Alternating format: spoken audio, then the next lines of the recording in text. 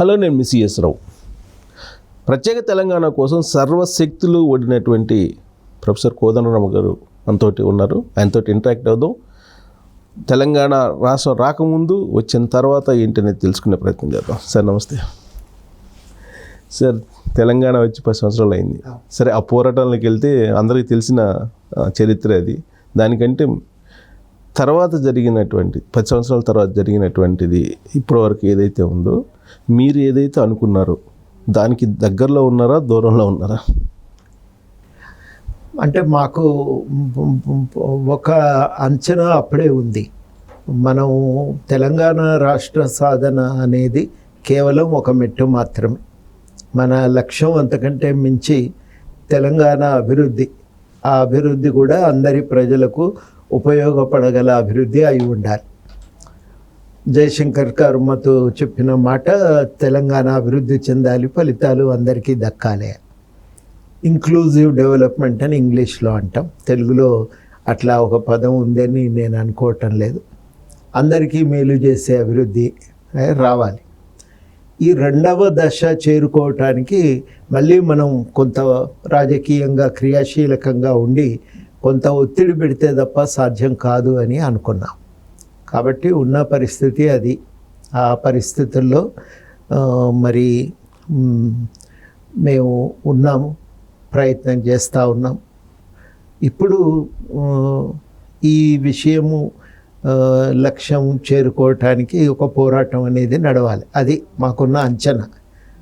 కాబట్టి ఆ ప్రయత్నంలో భాగంగానే మొట్టమొదటైతే కేసీఆర్ గారు అధికారంలోకి వచ్చిండ్రు, కానీ చాలా విషయాల మీద ప్రజలకు ప్రభుత్వానికి మధ్య వారధిగా మనం ఉండవలసి వస్తుంది. చాలా విషయాల మీద ప్రజల ఆకాంక్షలను ప్రభుత్వానికి తెలియజెప్తూ ఉద్యమ ఆకాంక్షల సాధన కోసం మనం ప్రయత్నం చేయాలి అని అనుకున్నాం. కానీ జరిగింది ఏంటంటే, అప్పటి ప్రభుత్వం దానికి అవకాశం ఇవ్వలే. ఇక ఏదైనా ఈ గవర్నమెంటు మేము నిలబడి మేమే గెలిచినాం కాబట్టి మేము నడుపుతాం, మాకు తెలంగాణ గురించి సమస్తము తెలుసు, ఉద్యమంలో కూడా క్రియాశీలకంగా ఉన్నాం కాబట్టి మంచి చెడు తెలుసు కాబట్టి మేము ఈ ప్రభుత్వాన్ని మాకు పద్ధతుల్లో మేము నడిపిస్తాం, మాకు ఇంకొకరి సహకారం అవసరం లేదు, ఇంకెవరి మీద మేము ఆధారపడి లేము, ఎవరైనా ఉంటే మాకు సహకరించండి, మేము చేసే పనికి తోడ్పడండి, లేదనుకుంటే మీరు పక్కకు ఉండండి తప్ప మీరు మాట్లాడటానికి వీలు లేదని ప్రభుత్వం నిర్ణయించుకున్నది. అంటే ఇంకొకరు ఎవరు జోక్యం చేసుకోవటానికి వీలు లేదని, జోక్యం చేసుకోవటాన్ని మేము తప్పనిసరిగా ఒక అవరోధంగానే చూస్తాము, అభివృద్ధికి అవరోధంగా ఆటంకంగానే చూస్తాము అని ప్రకటించి ఆ ప్రయత్నాన్ని వాళ్ళు దానికి అవకాశం లేకుండా చేసిండ్రు. ఇక ఎవరికి ఇక మాట్లాడటానికి అవసరం లేదు, మాకు తెలుసు మేము చేసుకుంటాం, మీరు ఉంటే మాకు మద్దతుగా ఉండండి, లేకపోతే అప్పుడే కూరుకోండి, మీరు మాట్లాడితే మాత్రం దాన్ని మేము అభివృద్ధికి ఆటంకంగా చూస్తాం, అటువంటి వాటిని మేము సహించం అని వాళ్ళు స్పష్టంగా చెప్పారు. అందువల్ల ఏమైందంటే ఆ యొక్క మాట్లాడుకోవటానికి అవకాశం అనేది లేకుండా పోయింది. వారధి తెగిపోయింది. వారధి తెగిపోవటంతో ఏది మాట్లాడినా ప్రభుత్వము దాన్ని అభివృద్ధిని ఆటంకపరిచే చర్యగా చూసి అణిచివేయటం మొదలుపెట్టింది. అరెస్టులు చేసిండ్రు, కేసులు పెట్టిండ్రు, రకరకాలుగా మొత్తం మా సంస్థలను ఇచ్చగొట్టే ప్రయత్నం చేసిండ్రు. ఇవన్నీ వాళ్ళు చేయటం వల్ల ఏమైందంటే అనుకున్న లక్ష్యం దిశగా ముందుకు నడవటం అనేది సాధ్యపడలేదు. ఇక ప్రభుత్వం కూడా ఎంతసేపటికి ప్రయోజనాలు తమకేం దక్కుతాయని ఆలోచన చేసుకున్నారు. అంటే ఆ ప్రభుత్వాన్ని పగ్గాలు చేతబట్టి నడుపుతున్నటువంటి వ్యక్తులు, అధికారంలో ఉన్న వ్యక్తులు తమ ప్రయోజనం ఏందనేది లెక్కలేసుకున్నారు తప్పగాని ప్రజలకు సంబంధించినటువంటి ప్రయోజనాల గురించి వాళ్ళు ఆలోచన చేయలేదు. సో దాని రిజల్ట్ మనం చూసినాం. దానివల్ల ఇప్పుడు ఏమైందంటే కనీసం ఒక ప్రజాస్వామిక వాతావరణం అయితే ఉంది. ఈ వాతావరణంలో మాట్లాడుకోవటానికి వెసులుబాటు ఉంది, చెప్పగలుగుతున్నాం, వాళ్ళు వింటున్నారు. అది జరుగుతున్నటువంటి ఒక వాస్తవం. సరే, కొన్ని విషయాల్లోనైనా మేము అనుకున్నటువంటి విధంగా మార్పులు చేర్పులు అయితే జరుగుతున్నాయి. ఒక మంచి వాతావరణంలో మాకు ఒక భాగస్వామ్యం దొరికింది, కొంత ప్రశాంతత ఉంది, వేధింపులు లేవు, మేము కూడా ఏదో ఒకటి మా అభిప్రాయాలను పంచుకోగలుగుతున్నాం. ఈ మేరకు మాకు అనిపించేది ఏంటంటే, మేము అనుకున్న విధంగా కొంత అడుగైతే మేము ముందుకు పడింది. ఇక్కడ నుంచి మనం ప్రజలందరికీ మేలు జరిగే రీతిలో ఒక అభివృద్ధి తీసుకురావటానికి ఇక ప్రయత్నం చేయాలి అని. దానికోసం ఇప్పుడు మా పాత్ర మేము నిర్వర్తిస్తూ ఉంటాం.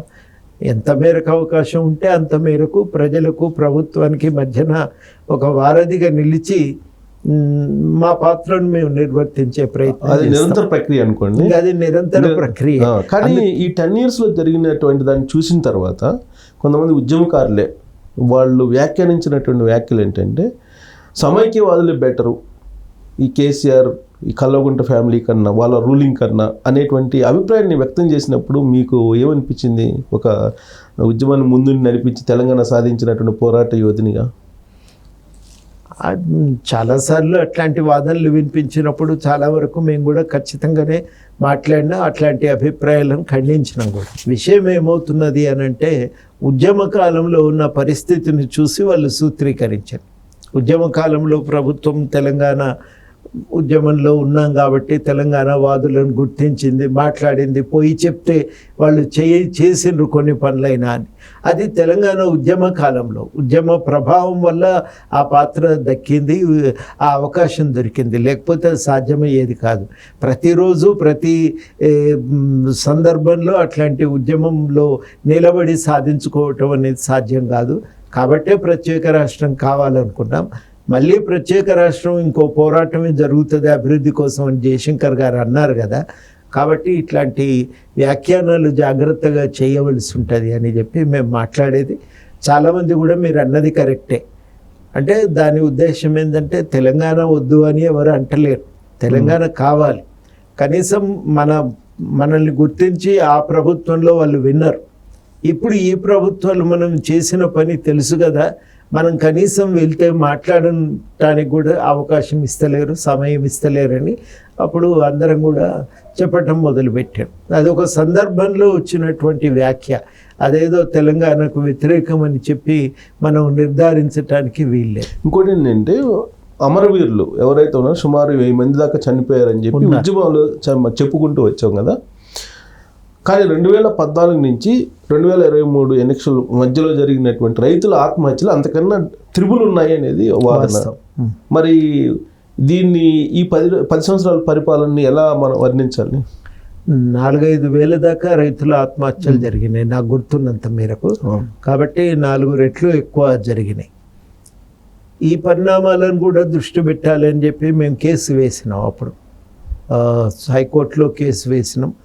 కేవలం హైకోర్టులో కేసు వేయటమే కాదు, అప్పటికి ఓసారి కవిత గారితో విపులంగా మాట్లాడినాం. ప్రెస్ క్లబ్లో ఒక రౌండ్ టేబుల్ మీటింగ్ సమావేశం పెట్టి సోమాజిగూడలో పెట్టి అసెంబ్లీ సమావేశంలో రైతుల ఆత్మహత్యల గురించి మాట్లాడి రూపుమాపటానికి ఒక ప్రణాళికను వెలువరించాలి అని కూడా, మీరు ప్రకటించాలి అని కూడా మేము ఆ రోజుల్లో ఆ రౌండ్ టేబుల్ మీటింగ్లో స్పష్టంగా చెప్పినాం.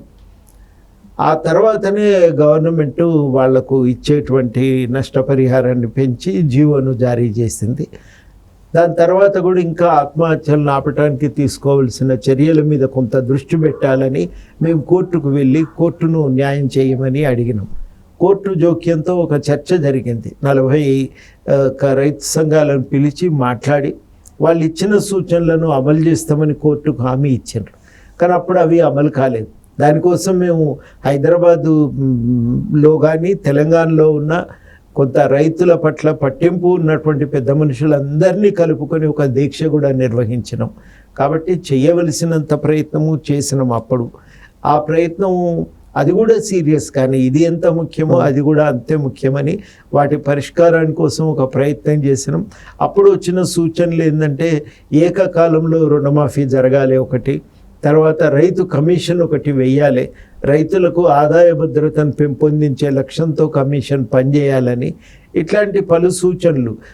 రైతులకు రుణం కానీ, తర్వాత ఒక నాణ్యమైనటువంటి విత్తనాలు, ఎరువులు, పురుగుల మందులు ఒక హక్కుగా పొందే అవకాశం ఉండాలి. ఆ మేరకు ఒక చట్టం కూడా తేవాలి అని మేము ఇట్లాంటి పలు రకాల సూచనలు చేసినాం.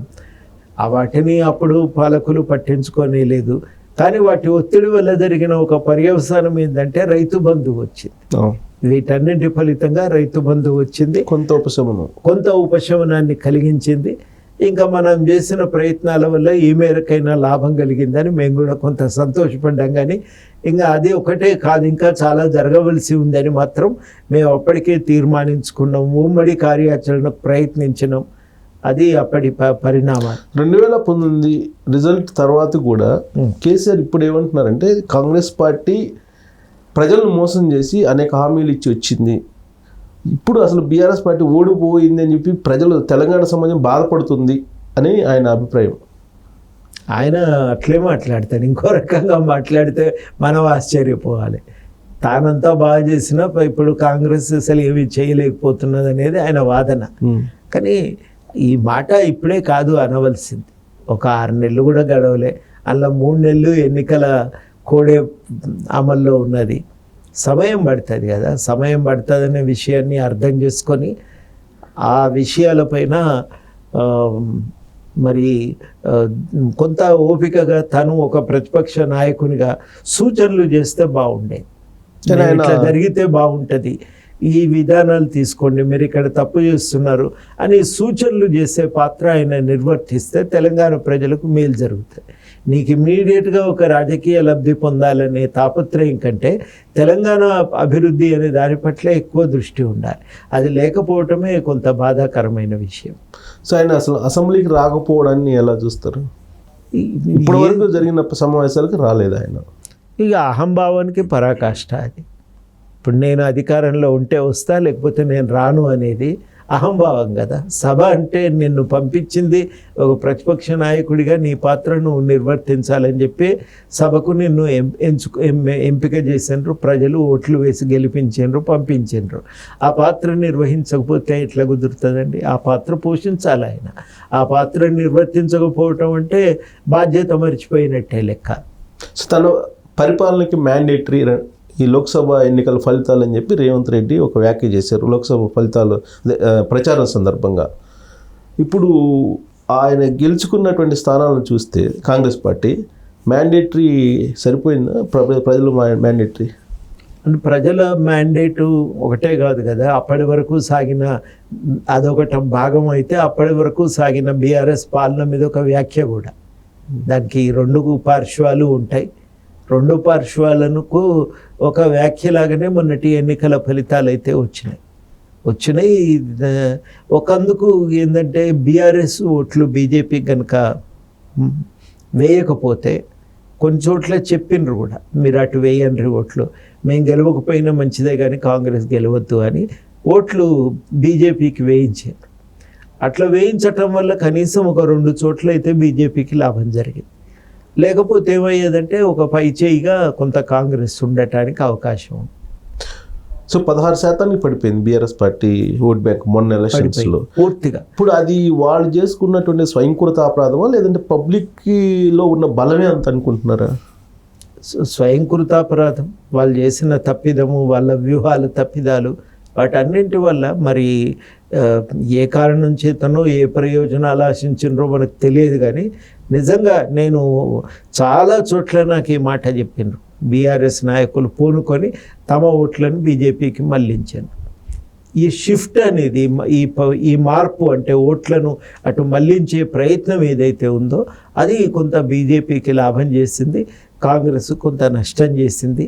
లేకపోతే ఇంకో 2 సీట్లు అదనంగా కాంగ్రెస్కి వచ్చే అవకాశం ఉండే. ఇది నా దృష్టిలో జరిగినటువంటి ఒక పరిణామం. సో ప్రస్తుతం ఎన్నికైతే సరే బీజేపీ కోసం వాళ్ళు ఏదో సాక్రిఫైస్ చేస్తా చేయమని చెప్పారు అనుకుందాం. బట్ మనుగడ భవిష్యత్తులో దాని ప్రభావం బీఆర్ఎస్ మీద ఉండదంటారా? దాని ఉంటుంది. ఇప్పుడు వాళ్ళు చేసిన తప్పేందంటే తమ మనుగడ దెబ్బతింటుంది అనేది ఆలోచించుకోవాలి. దాంట్లో ఇప్పుడు జరిగిన ఒక మొట్టమొదటి తీవ్రమైన పరిణామం ఏంటంటే ఇంకే పార్టీ మనల్ని ఆదుకోలేదనే సంకేతం పోయింది. తమ ఓట్లు తాము నిలబడి వేయించుకొని ఇంకా వీలైతే కొంత పెంచుకునే ప్రయత్నం చేస్తుంటే బీజేపీ రాకుండా బీఆర్ఎస్ఏ కనుక బలపడి ఉంటే పరిస్థితి వేరుగా ఉండేది. ఆ బీజేపీని ఎట్లా ఆపలేకపోదు, కానీ కనీసం నీ ఓట్ల శాతమైనా నువ్వు నిలబెట్టుకొని ఉంటే క్యాడర్కి ఒక విశ్వాసం మిగిలేదు. ఆ విశ్వాసం పోయింది. ఇప్పుడు కేడర్లో నమ్మకం పోయింది. మళ్ళా గెలిపిస్తారో లేదో, మనల్ని బతికించగలుగుతారో, రాజకీయంగా బతికించగలుగుతారో లేదో అనేది ఒక అపనమ్మకం అయితే ఇవాళ కేడర్లో వచ్చింది. ఆ అపనమ్మకం వల్ల చాలామంది పార్టీ వీడిపోతున్న సంగతి మనం గమనిస్తున్నాం. ఇంకోటి కూడా ఏమున్నది అని అంటే, మనల్ని వీళ్ళు ఎట్లాగో ఇంకా ఆదుకోరు అని అభిప్రాయం కలిగిన తర్వాత అసలే వాళ్ళు పిలిచి మాట్లాడి నాయకులను గౌరవించే స్వభావం ఆ పార్టీలో లేదు. అహంభావంతో నాయకుడు నడుస్తూ ఉంటాడు, ఆయనను చూసుకుంటూ ఆయన నీడ తొక్కకుండా జాగ్రత్తగా వెనకాల నడుస్తూ ఉండాలి. అట్లా పడి ఉండటం అనేది ఎల్లకాలము ఎవరికి కూడా సాధ్యమయ్యే విషయం కాదు. కాబట్టి చాలా విస్పష్టంగా తమ వైఖరి అనేది వాళ్ళ పార్టీని చేజేతుల వాళ్ళు తీసుకున్న విధానాలన్నీ చేజేతుల నాశనం చేయటానికే ఉపయోగపడుతుంది, దారి తీస్తున్నాయి. సో కారణాలు ఏవైనప్పటికీ కూడా బీఆర్ఎస్ పార్టీలో ఉన్న ఎమ్మెల్యేలు ఎక్కువ మంది కాంగ్రెస్ పార్టీ వైపు వెళ్తున్నారు. ఇది అనైతికము అని అంటారు. ఇప్పుడు కల్వకుంట్ల ఫ్యామిలీ, ప్రత్యేకించి కేటీఆర్ కానీ లేదా హరీష్ కానీ, వీళ్ళందరూ అనైతికము అని చెప్పి ఆల్రెడీ కోర్టు కూడా వెళ్ళారు. అనైతికము అని నాలాంటి వాళ్ళు అనాలి. ఆ అనే అధికారము కేసీఆర్ గారికి లేదు. ఎందుకు లేదంటే మీరు ఇట్లే చేసిండ్రు, వచ్చిన వాళ్ళందరినీ తీసుకున్నారు, మీ పార్టీలో చేర్చుకున్నారు. అప్పుడు ఎవరు అడిగినా కానీ రాజకీయ పునరేకీకరణ అవసరం, తెలంగాణ అభివృద్ధి కోసం ఈ పునరేకీకరణ జరగవలసిందే అని. ఇది మనం చేస్తేనేమో లౌక్యం, ఎదుటి వాళ్ళు చేస్తే మోసం అనే ధోరణితో ఇప్పుడు మాట్లాడుతున్నారు. అట్లా మాట్లాడితే దానికి ఏమీ విలువ ఉంటుందండి? దాన్ని ఎవరు గుర్తిస్తారు? అది ఇక్కడ ప్రధానంగా వాళ్ళు అర్థం చేసుకోవాలి. రెండోది ఏంటంటే, మీ పార్టీలో మీరు అనుసరిస్తున్నటువంటి అహంభావ పూరితమైన ధోరణుల వల్ల ఉన్న నాయకులు కూడా అందులో ఉండటానికి భయపడతారు కదా. అది చాలాసార్లు ఈటల రాజేందర్ గారు చెప్పారు, మేము గేట్ దగ్గర నుంచి లోపలికి పోవటానికి అనుమతి లేదు, వద్దు అని పంపించిన సందర్భాలు ఉన్నాయి. గద్దర్ గారు కూడా వెయిట్ చేసి వచ్చామని, గద్దర్ కూడా వెయిట్ చేసి, గద్దర్ అంటే ఇంకా వేరే మాట, వాళ్ళు మంత్రులు కదా, నీ క్యాబినెట్ మంత్రులు, సహచరులు, ఉద్యమ సహచరులు, వాళ్ళే లోపలికి పోవటానికి అన్ని ఇబ్బందులు పడి ఉంటాయి. ఇంకా ఈ గౌరవం లేదు, భవిష్యత్తు గ్యారంటీ లేదు. ఎందుకు ఉండాలనేటువంటి భావన వచ్చి సహజంగానే బయటికి పోతూ ఉంటారు. బయటికి పోయేటప్పుడు ఏమవుతుందంటే అక్కడ ఒక పోటీతత్వం. ఇదివరకైతే అటో ఇటో రెండే మార్గాలు ఉన్నాయి. రెండే మార్గాలు ఉన్నప్పుడు బహుశా కొంత కాంగ్రెస్ కూడా ఆలోచించడానికి అవకాశం ఉండేదేమో, ఎందుకు మనం తొందరపడాలి, ఆగుదామనే ఆలోచన కలిగేదేమో. ఇప్పుడు ఏమవుతున్నదంటే, వాళ్ళు పోవాలని నిర్ణయించుకున్నాక వీళ్ళు తీసుకోకపోతే అవతలు తీసుకోవటానికే బీజేపీ సిద్ధంగా ఉన్నది.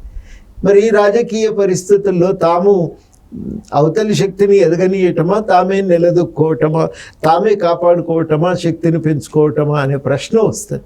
కాబట్టి ఇది ఒక అనివార్యత అయింది, నువ్వు తీసుకోక తప్పని పరిస్థితి అనేది ఏర్పడిపోయింది. కానీ తాజాగా బండి సంజయ్ ఏమన్నారంటే, బీజేపీకి రావాలంటే మీరు ఎమ్మెల్యే పదవికి రాజీనామా చేసి రండి అనేటువంటి ఒక కండిషన్ ఆయన పెట్టారు. At the same time Congress పార్టీలోకి ఎవరైతే వెళ్తున్నారో వాళ్ళు రాజీనామా చేసి మళ్ళా ఎలక్షన్కి రండి అని చెప్పి బీఆర్ఎస్ నాయకులు ఒక ఛాలెంజ్ చేస్తున్నారు, గంగుల కమలాకర్ లాంటి వాళ్ళందరూ కూడా. మరి ఇప్పుడు ఎమ్మెల్యే రాజీనామా చేస్తే ఈ మాట అనే అధికారము కోల్పోయింది, కేసీఆర్ గారు కోల్పోయింది, బీఆర్ఎస్ నాయకత్వము కోల్పోయింది. మీరు అప్పుడు ఈ జాగ్రత్తలు పడి ఉంటే ఇవాళ ఇవన్నీ అంటే దానికి ఒక అర్థం ఉండేది, ప్రజలు కూడా గౌరవించేవాళ్ళు మీ మాటని. ఇప్పుడు అది లేదు, ఆ అర్హత అనే అర్హత మీకు లేదు, ఇలా కోల్పోయినరు దాన్ని. అది ఇక్కడ నేను ప్రధానంగా చెప్పే విషయం. రెండవది ఏంటంటే, ఉన్న వాళ్ళని నిలబెట్టుకోవటానికి కూడా మీరు వ్యూహరచన చేయలేకపోతున్నారు. మీ వ్యవహార శైలిని మార్చుకునే ప్రయత్నం, పార్టీని ప్రజాస్వామిక పద్ధతులతో నడపడానికి మీరు ప్రయత్నం చేయకపోవటం, ఇవన్నీ సమస్యలే కదా. ఈ సమస్యలన్నీ మనకు కనబడుతున్నవి, వాటిని సరిదిద్దుకునే ప్రయత్నం కూడా చేసి ఉండాల్సింది. ఈ రెండు కూడా వాళ్ళు చేయలేదు. కాబట్టి ఏమవుతున్నది అని అంటే, మళ్ళా రాజీనామా చేయమంటే మీరు రాజీనామా చేసే తీసుకున్నారా? తీసుకోలే కదా. అదే పద్ధతి ఇప్పుడు కాంగ్రెస్ పార్టీ కూడా అవలంబిస్తున్నది. నైతికంగా ఇవన్నీ కరెక్ట్ అని నేను అంటలేను, కానీ జరుగుతున్న పరిణామాలకున్న ప్రస్తుత నేపథ్యం ఇది. ఇప్పుడు రేవంత్ రెడ్డి ఏమంటారంటే, ప్రభుత్వాన్ని పడగొడతా అంటున్నారు, అందుకే నేను ఈ పని చేస్తాను అంటారు కదండి. మరి పొద్దున్న లేస్తే అవే మాటలు మాట్లాడినప్పుడు తప్పించుకోవటానికి వేల మార్గాలు కనబడుతున్నాయి. వాళ్ళకైతే ఇది అదనపు అవకాశం. ఇది పూర్తిగా అంతా ప్రజలు ఆమోదిస్తారని కాదు, కానీ ఇది ఒక అవకాశం. తప్పకుండా మరి పడగొడతామని హెచ్చరికలు చేస్తున్నప్పుడు వీళ్ళందరూ పోయి ఇంకో పార్టీలో చేరటానికి సిద్ధపడ్డప్పుడు మేము జాగ్రత్త పడకపోతే మరి మాకు నష్టం జరుగుతుంది కదా అనే మాట వాళ్ళు ఇలా అనొచ్చు. అనటానికి సంపూర్ణంగా అవకాశం ఇచ్చింది బీజేపీ ఇచ్చింది. కాంగ్రెస్ బీజేపీ కంటే ఎక్కువ బీఆర్ఎస్ ఈ అవకాశాన్ని కల్పించింది. సో ఇంకోటి ఏంటంటే సార్, ఎలక్షన్ ముందు క్యాంపెయిన్లో 2023 ఎలక్షన్ ముందు క్యాంపెయిన్లో రాహుల్ గాంధీ కాళేశ్వరం దగ్గరికి వెళ్ళి ఆయన చెప్పింది ఏంటంటే తెలంగాణ సమాజం సంపదను దోచుకున్నాడు కేసీఆర్, దాన్ని మొత్తం రికవర్ చేసి అకౌంట్లో వేస్తాను అన్నారు. అది సాధ్యమేనా సార్? అది ఇప్పుడు సొమ్ము దోచుకున్నారు అనేది లీగల్గా ఇవన్నీ ఎస్టాబ్లిష్ కావాలి. పద్ధతి అయితే కాంగ్రెస్ సరిగ్గానే పాటిస్తున్నది. మొట్టమొదట దానిపైన మొత్తంగా నిపుణులతోని మాట్లాడి వాళ్ళ అభిప్రాయాలు, దాన్ని ఒకవేళ మరమ్మతులు చేయవలసి వస్తే ఎట్లా మరమ్మతులు చేయాలి ఆ సమాచారం అంతా తీసుకున్నారు. ఇంకా జరుగుతూనే ఉంది, ఇంకా అయిపోయిందని ఏం కాదు. వీళ్ళు వేసిన కమిటీ ఇంకా దాన్ని సమగ్రంగా దాని మీద అధ్యయనం చేస్తున్నారు. పోయి దాని ఎక్కడ తప్పులు జరిగినాయి అనేది అన్ని లెక్కలు తీస్తున్నారు. అది ఒకవైపు సమాచారం రాబట్టుతూనే మొత్తంగా ప్రభుత్వ నిర్ణయాల్లో ఉన్న లోపాలన్నింటినీ గుర్తించడానికి జ్యుడిషియల్ ఎంక్వైరీ కూడా వేశారు. ఈ జ్యుడిషియల్ ఎంక్వైరీ రిపోర్టు ఇవి వచ్చిన తర్వాత సహజంగానే ఒక క్రిమినల్ తప్పులు దొరికితే స్పష్టంగా కనబడితే అందులో ప్రభుత్వం పాత్ర ఉంటే తప్పనిసరిగా ఒక క్రిమినల్ కేసు వేయటానికి అవకాశం ఉంటుంది. అట్లాంటి కేసుల ద్వారా బహుశా కోర్టు ద్వారా ఒక ఆర్డర్ తెస్తే తప్ప ఆస్తులను జప్తు చేయటం అనేది సాధ్యం కాదు. సో కాబట్టి అది ఓన్లీ ఆ పద్ధతి ఏదో ఎన్నికలప్పుడు బెదిరించటం అని కాదు, ఆ పద్ధతుల్లో ఆ తొవ్వలో వీళ్ళు ప్రయాణం చేస్తున్నారు. ప్రభుత్వం అంటే నువ్వు నాకు నచ్చింది, నాకు ఆ నిర్ణయం చేసుకున్నా నేను ఇంకా ఆస్తులు తీసుకుంటా అంటే కుదరదు కదా. లీగల్ పద్ధతుల ప్రకారమే చేయవలసి ఉంటుంది. ఆ చట్టబద్ధమైన మార్గంలో అయితే గవర్నమెంట్ నడుస్తున్నది. ఇవాళ కాకపోయినా రేపైనా నివేదికలు వస్తే స్పష్టంగా ఇటు టెక్నికల్ కమిటీ నుంచి అటు న్యాయ విచారణ కమిషన్ నుంచి నివేదికలు వస్తే నివేదికల ప్రాతిపదికన అప్పుడు వీళ్ళు లీగల్ చర్యలు, క్రిమినల్ చర్యలు తీసుకోవటానికి, కేసులు నమోదు చేసి చట్టపరంగా చర్యలు తీసుకోవటానికి అవకాశం కలుగుతుంది. అప్పుడు బహుశా అందులో భాగంగా ఇవన్నీ ముందుకొచ్చే అవకాశం ఉంది. కానీ కేసీఆర్ గారు ఛత్తీస్గఢ్ నుంచి విద్యుత్ కొనుగోలు విషయంలో నరసింహారెడ్డి కమిటీకి హాజరు కమ్మంటే ఆయన అసలు దానికి చట్టబద్ధత లేదు, హాజరు కానని చెప్పి ఆయన ఆన్ పేపర్ రాశారు కదా. ఇప్పుడు 2 కారణాల చేత వాస్తవానికి కేసీఆర్ గారు హాజరు కావాలి. మొదటిది ఏంటంటే ఆయన అధికారంలో ఉన్నాడు కాబట్టి మొన్నటిదాకా వాస్తవాలు ప్రజలకు తెలియజెప్పటానికి అది సరి అయిన వేదిక. ఒక జవాబు చెప్పుకోవటానికి ఆయనకు అదొక అవకాశం. నేను చెప్పను పో అని జడ్జి మీద తప్పులు నేరం మోపుతున్నాడు అని అంటే తప్పనిసరిగా ప్రజలకు ఆయన తప్పుడు సంకేతం ఇస్తున్నట్టే లెక్క. ఇప్పుడు కోర్టు కూడా స్పష్టంగా తీర్పు ఇచ్చింది.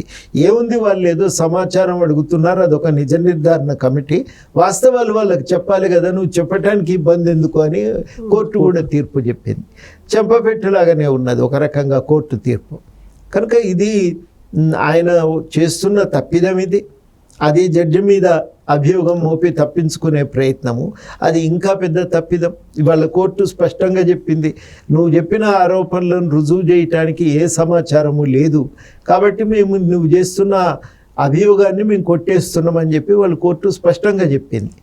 ఇవాళ అందుకనే ఏంటంటే మనం గ్రహించవలసింది ఏంటంటే ఆయన ఒక తప్పుతోవలో పోయిండు, అనవసరంగా కొని తెచ్చుకున్నాడు. ప్రజల దృష్టికి ఇవాళ ఏమవుతున్నదంటే ఏదో తప్పు చేసిండు, దాచిపెట్టుకునే ప్రయత్నం చేస్తున్నాడు అనేది ఇవాళ మనకు అర్థమవుతున్నది. ఈవెన్ ఫోన్ ట్యాపింగ్ విషయంలో కూడా ఆయన చేసినటువంటి వ్యాఖ్య ఏంటంటే మేమేదో చెప్తుంటామో అది అధికారులు చూసుకోవాలి, నాకేం సంబంధం అనే సెన్స్లో ఆయన మాట్లాడారు.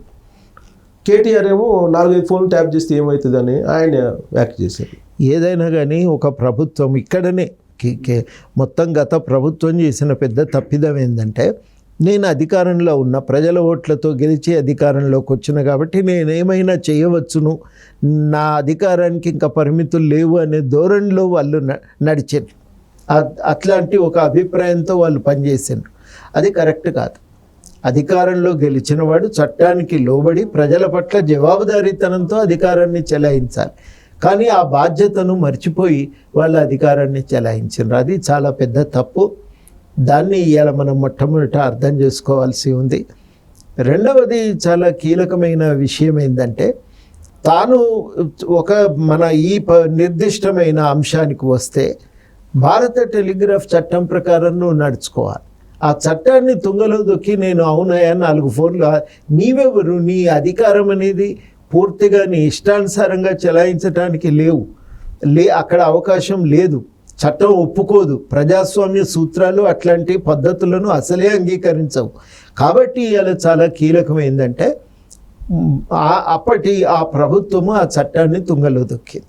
ఇష్టానుసారంగా నువ్వు ఫోన్లు వింటానంటే వ్యక్తులకు ఉండేటువంటి ఒక గోప్యత అనేది, నీకంటూ వ్యక్తిగత భద్రత అనేది ఒకటి ఉంటుంది. దాన్ని ఉల్లంఘించి నువ్వేం మాట్లాడుకుంటున్నావు వింటాను అంటే అంతకంటే పెద్ద తప్పు మరొకట్లేదు. ఈ తప్పు చేసినామనేది కేసీఆర్ ఒప్పుకుంటుండు. కేసీఆర్ ఏమంటుండంటే జరిగితే జరిగి ఉండొచ్చు, అది అధికారులు చేసిండ్రు. అధికారులు ఏదైనా నిర్ణయం తమ ఇష్టానుసారంగా తీసుకోరు. ఒకవేళ తీసుకొని ఉంటే అధికారులు శిక్ష అనుభవించక తప్పదు. అది దాంట్లో ఇంకా మరొక మాట అవసరం లేదు. ఎందుకంటే ప్రభుత్వాలు టెలిఫోన్లు ట్యాప్ చేసే అవకాశం ఉంది కాబట్టి ఇష్టానుసారంగా మేము టెలిఫోన్ ట్యాపింగ్ చేసి మేము వింటాము అనంటే సమాజం అంగీకరించకూడదు. అది నాగరికమైన పద్ధతి కాదు. అది సభ్యత అని కూడా అనిపించుకోదు. అది మనం ప్రధానంగా తెలుసుకోవాలి. అందుకని తేలాలి. ఒకవేళ ఆయనకు సంబంధం లేకుండా అధికారులే చేసి ఉంటే అధికారులు శిక్ష అనుభవించాలి. ఆదేశాల మేరకు చేసినాము అని అధికారులు కనుక అంటే గత ముఖ్యమంత్రి గారు కూడా దానికి బాధ్యత వహించాలి. ఆయన కూడా శిక్షకు సిద్ధపడవలసి వస్తుంది. కానీ ఇది చెప్పాల్సినటువంటి ప్రభాకర్ రావు గారు ఇంటెలిజెన్స్ మాజీ అధికారి, ఆయన అమెరికాలో ఉన్నారు. అమెరికా నుంచి ఇక్కడ తీసుకురాలేనటువంటి పరిస్థితుల్లో తెలంగాణ ప్రభుత్వం ఉందంటారా? ఇవాళ కాబట్టి రేపు వస్తాడు, ఎటు పోతాడండి? ఎందుకు రాడు? తప్పకుండా రావాల్సి వస్తుంది. అక్కడ ఎక్స్టెన్షన్ అయితే కుదరదు. ఎందుకంటే గవర్నమెంట్ మాకు అవసరం, ఒక కేసులో ఆయనను విచారించవలసి ఉంది అన్నాక అక్కడి ప్రభుత్వము ఆయన పొడిగింపు ఇచ్చే అవకాశం అయితే లేదు. వీసా పొడిగించే అవకాశం లేదు. సో ఈ కేసులన్నిటిలో కేసీఆర్ అరెస్ట్ అయ్యే అవకాశం ఉందా సార్ అసలు? అంటే ఈ కేసులు ఏమేం చెప్తున్నాయి అనేది మనం అర్థం చేసుకోవాలండి. మొట్టమొదటిగా ఈ కేసుల వల్ల మనకు తెలిసేది ఏంటంటే విచ్చలవిడిగా అధికారాన్ని చెలాయించారు. చట్టాన్ని గౌరవించలేదు, రాజ్యాంగాన్ని నీతిని పాటించలేదు, ప్రజాస్వామ్య సంప్రదాయాలను కూడా వీళ్ళు పట్టించుకోలేదు. ఇష్టానుసారంగా అధికారాన్ని చెలాయించారు. ఇట్లా ఇష్టానుసారంగా అధికారాన్ని చెలాయించడానికి వీల్లేదు. ఇట్లా ఇష్టానుసారంగా అధికారాన్ని చెలాయించినటువంటి వ్యక్తులపైన చర్యలు తీసుకోవడానికి చాలా అవకాశం ఉంది, లేకుంటే పోలేదు. కాకపోతే ఏంటంటే అట్లాంటి విచారణ అనేది ఒక కక్ష సాధింపు చర్యగా ఉండటానికి వీల్లేదు. ఆ విచారణ అనేది న్యాయసమ్మతంగా ఉండాలి. చట్టం పేర్కొన్న పద్ధతుల్లోనే అది జరగాలి. చట్టం పేర్కొన్న పద్ధతుల ప్రకారమే శిక్ష కూడా ఉండాలి. అంతే తప్ప కానీ మాకు ఆయనకు రాజకీయంగా పడదు కాబట్టి మేము ఏదంటే అది చేయొచ్చు అని ప్రభుత్వం అనుకుంటే అది కూడా తప్పు అవుతుంది. ఈ విషయం ప్రభుత్వం గుర్తించి జాగ్రత్తలు పాటిస్తున్నారు, విచారణ చేస్తున్నారు, వాస్తవాలు తెలుసుకుంటున్నారు. ఆ వాస్తవాల ఆధారంగా తర్వాత తప్పకుండా క్రిమినల్ చర్యలు కూడా మొదలవుతాయి. అంటే ఆ క్వశ్చన్ నేను ఎందుకు అడిగానంటే ప్రొఫెసర్ గారు, రేవంత్ రెడ్డి పదే అనేక సందర్భాల్లో తెలంగాణ సమాజానికి చెప్పిన మాట ఏంటంటే మొత్తాన్ని కల్లగొండ ఫ్యామిలీ తీసుకెళ్ళి నేను ఒకే జైల్లో పెడతాను. అసలు అన్ని తప్పులు చేశారు వీళ్ళు. తెలంగాణలో హైదరాబాద్ చుట్టూ 10,000 ఎకరాలు, 1,00,000 కోట్ల రూపాయలు డబ్బులు సంపాదించారు. ఇలా రకరకాల ఆరోపణలు ప్రచార సందర్భంగా చేశారు. ఆ దిశగా అడుగులు పట్టడం లేదు అనేటువంటి ఫీలింగ్లో కొంతమంది ఉన్నారు. ఎట్లయితే ప్రజలకు చెప్పినరో ఆ పద్ధతి ప్రకారం కాంగ్రెస్ నడుచుకోవాల్సి ఉంటుంది. అది కాంగ్రెస్ మీద ఉన్న బాధ్యత. 1, 2 ప్రజలు కూడా ఏమి అనుకుంటున్నారంటే ఇన్ని తప్పులు చేసిండ్రు అనేది అర్థమవుతుంది కదా, ఎందుకు చర్యలు తీసుకోరు అనేది కూడా ప్రజల నుంచి ఒక ఒత్తిడి ఉంది. కనుక జాప్యం జరిగితే నష్టం కాంగ్రెస్ పార్టీ కూడా ఉంటుంది. అది కాబట్టి దాన్ని జాప్యం చేయకుండా చర్యలు అయితే తీసుకోవాలి. సో రేవంత్ రెడ్డి అనేక హామీలు ఇచ్చారు. దాంట్లో ప్రధానంగా మనం చూసాం, ప్రధానమైనటువంటి హామీల్లో కొన్ని ఫ్రీ బస్సు అన్నీ ఇంప్లిమెంట్ చేశారు. రైతు రుణమాఫీ మిగిలిపోయింది, అది చేయట్లేదు. రైతు బంధు కూడా దానికి ఏదో కొంత రెస్ట్రిక్షన్స్ పెట్టాలి అనేటువంటి ఆలోచన చేస్తున్నారు. సో కాంగ్రెస్ వాళ్ళు ఇది అమలు చేయలేరు, వాళ్ళ హామీలు ఇచ్చినటువంటి హామీలు అనేది బీఆర్ఎస్ పార్టీ చేస్తున్నటువంటి పెద్ద ప్రచారం. అది ఇంప్లిమెంట్ చేసేంత ఆర్థిక స్తోమత, ఆర్థిక పరిపుష్టి రాష్ట్రానికి ఉందంటారా? బాగా అప్పులపాలు చేసిపోయినారు కదా కాంగ్రెస్, అప్పుడు బీఆర్ఎస్ వాళ్ళు అప్పులపాలు చేసినారు. అడ్డగోలుగా అప్పులు తెచ్చి వాళ్ళ రాష్ట్రాన్ని లూటీ చేయటమే కాదు, రాష్ట్రాన్ని అప్పులపాలు చేసిపోయినారు. దానివల్ల ఏమవుతుందంటే నిధుల కొరత ఉన్నది. ఇవాళ గవర్నమెంట్ ఎదుర్కొంటున్న ప్రధానమైన సమస్య, చాలా బిల్లులు పెండింగ్లో పెట్టండి. అప్పు అంటే కేవలం బ్యాంకులకు ఉన్న అప్పు ఒకటే లెక్క పెట్టకండి, ప్రజలకు, పౌరులకు చెల్లించవలసిన సొమ్ము కూడా ఈ ప్రభుత్వం చెల్లించలేదు. అంటే అది మన బీఆర్ఎస్ ప్రభుత్వం, అది కూడా ప్రజలకు అప్పుబడ్డట్టే కదా. కాబట్టి ఇవన్నీ ఒక రకంగా ఒక 50-60 వేల కోట్లే ఇంకా కాంట్రాక్టర్లకు ఇవ్వవలసి ఉంది. అట్లాంటిదే పెద్ద మొత్తంలో ఇంకా ఉద్యోగులకు కానీ ఇతర ప్రజలకు కానీ ఇవ్వవలసి ఉంది. ఇంత పెద్ద మొత్తంలో ప్రభుత్వం ఈ బిల్లులను పెండింగ్లో పెట్టడమే కాక విచ్చలవిడిగా అప్పులు కూడా చేసింది. ఇవన్నీ వెరసి ఇవాళ రాష్ట్రానికి చాలా భారం అయిపోయినాయి. ప్రభుత్వం ఇవాళ ఏది ఖర్చు చేయాలన్నా నిధులు దొరుకుతలేవు. ఒక మంత్రి గారు నాతో స్పష్టంగా చెప్పింది, నాకు చెయ్యేస్తే ఎక్కడ ఏం కనబడతలేదు, ఏం తగులుతలేదు, ఎట్లా నడపాలో మాకు అర్థం కావట్లేదు ఉన్నాయి అన్నారు. ఇవన్నీ చాలా స్పష్టంగా చెప్పిన అని వారు. ఇంకా వాస్తవానికి చాలా విషయాలు ఇలా బయట వల్ల అనటం లేదు, కానీ అనధికారికంగా చెప్తున్నది ఏంటంటే అసలు ఎక్కడ చూడు అప్పులు చేసిందండి. అది అర్థం కాని ఈ విషయము. కనీసం ఆదాయం ఎట్లా పెంచుకోవాలనే విషయం పైన దృష్టి పెట్టి సమీక్ష కూడా చేయలేదు. 10 ఏళ్లలో ఒక్కసారి కూడా సమీక్ష చేయలేదు. అసలు ఏ పనులు చేయలేదు వీళ్ళు. ఆ ఇరిగేషన్ ప్రాజెక్టు కాళేశ్వరం తప్ప ఇంకో దాని మీద దృష్టి కూడా పెట్టలేదు. ఇటు మిషన్ భగీరథ, అటు కాళేశ్వరం తప్ప ఇంకో దాని మీద దృష్టి పెట్టలేదు. 50-60 వేల ఫైళ్ళు పెండింగ్లో ఉన్నాయండి. ఇంతకంటే విషాదం ఇంకోటి లేదు. ఇంత దుర్మార్గంగా ఒక పరిపాలన సాగింది అనేది మనం ఇవాళ ఒకటొకటిగా విషయాలు బయటపడుతుంటే మనకు తెలుస్తున్నది. ఇది కానీ వాళ్ళ వర్షన్ డిఫరెంట్గా ఉంది. 5 లక్షల కోట్ల రూపాయలు అప్పులు తీసుకొచ్చి ఎక్కడ పెట్టారని అడుగుతున్నారు. బట్ మేము ఇన్ఫ్రాస్ట్రక్చర్ క్రియేట్ చేసాము, అది కనిపించట్లేదు, అది అర్థం చేసుకునే పరిస్థితుల్లో రేవంత్ రెడ్డి ప్రభుత్వం ఉంది అని అంటారు వాళ్ళు. ఆదాయాన్ని ఇచ్చే మౌలిక సదుపాయాలు రాలేదు.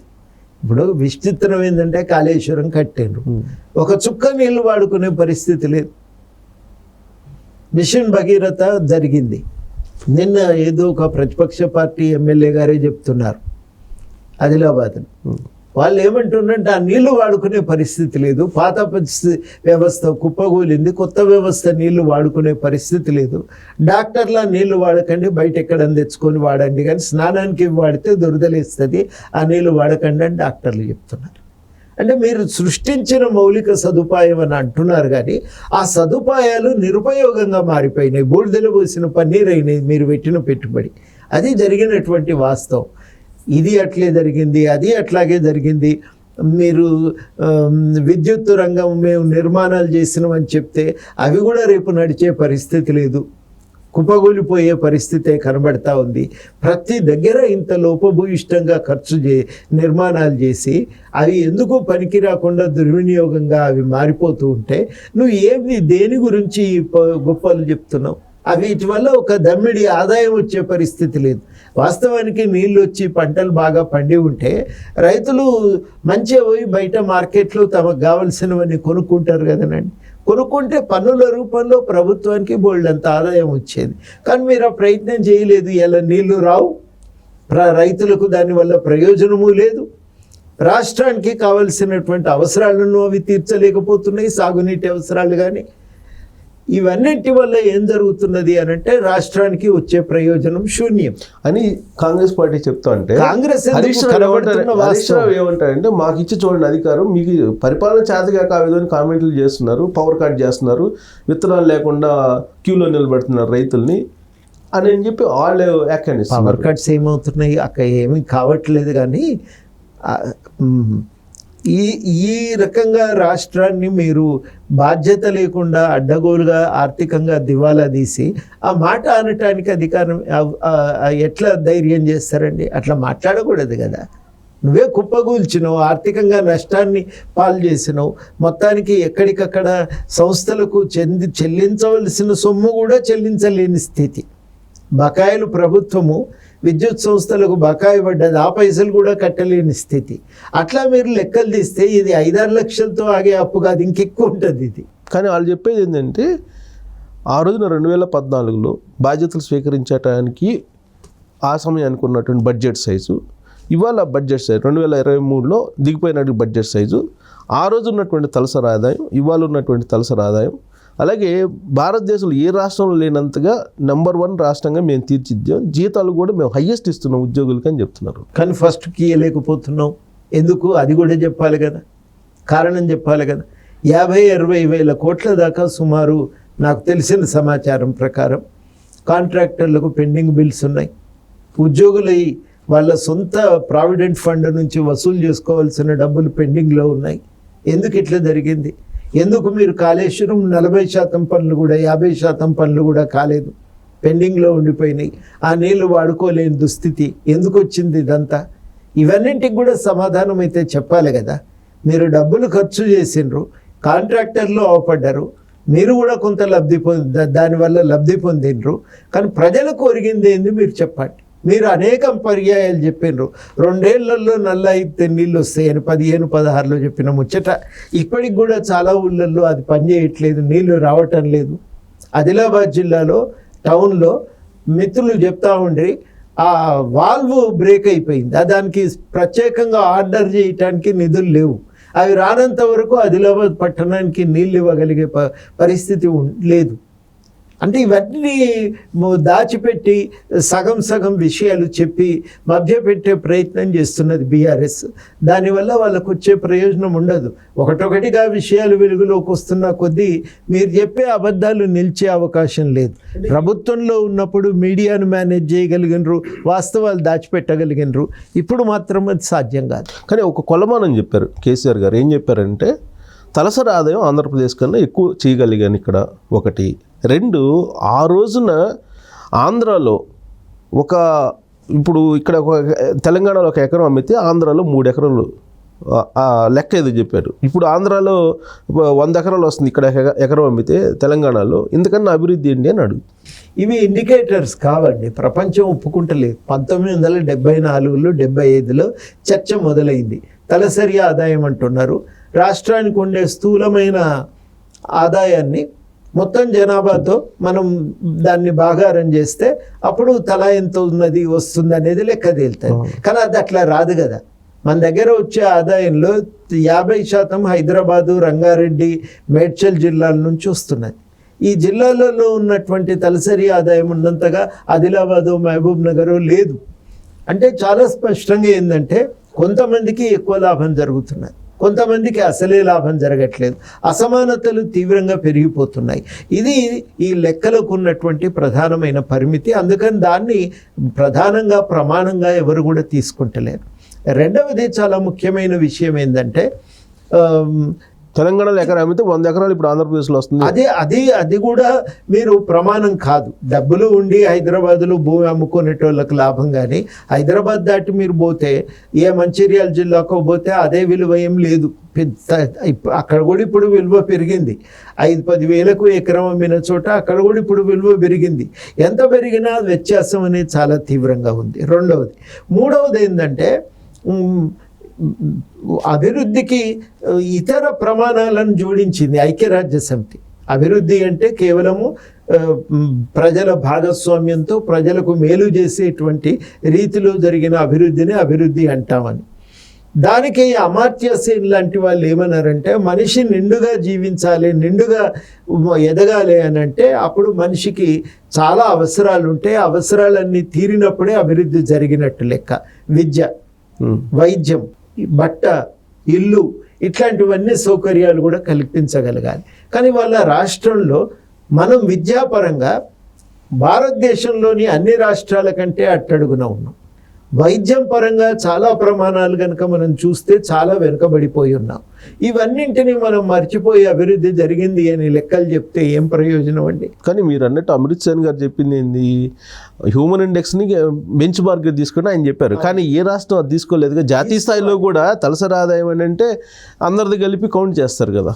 హ్యూమన్ డెవలప్మెంట్ ఇండెక్స్ గుర్తిస్తున్నారు, ఆ లెక్కలు తీస్తున్నారు.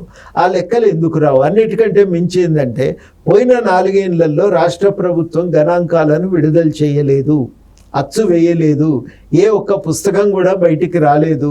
అందుకని మన గణాంక సంస్థ కూడా ఖైరతాబాద్లోనే ఉంది, అనుకుంటా ఇక్కడే ఉంది గణాంక సంస్థ, statistical bureau of statistics and economics. వాళ్ళు గణాంకాలను కూడా విడుదల చేయట్లేదు. ఏ గణాంకాలు ఇలా విడుదల కావట్లేదు. ఈ వాస్తవాలను దాచిపెట్టి మాట్లాడితే ఏం ప్రయోజనం అని నేను ప్రధానంగా చెప్పదలిచిన. అది సర్వము మీరు అబద్ధాలే చెప్పి అబద్ధాలనే ప్రచారం చేస్తే అవే వాస్తవాలై కూర్చుంటాయనే సూత్రాన్ని పాటిస్తున్నారు. ఇన్ని రోజులు మెయిన్ స్ట్రీమ్ మీడియాను కంట్రోల్ చేయగలిగినాం.